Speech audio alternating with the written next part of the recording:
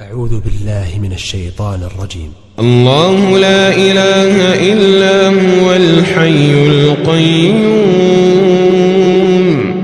لا تأخذه سنة ولا نوم له ما في السماوات وما في الأرض من ذا الذي يشفع عنده إلا بإذنه يعلم ما بين أيديهم وما خلفهم ولا يحيطون بشيء من علمه إلا بما شاء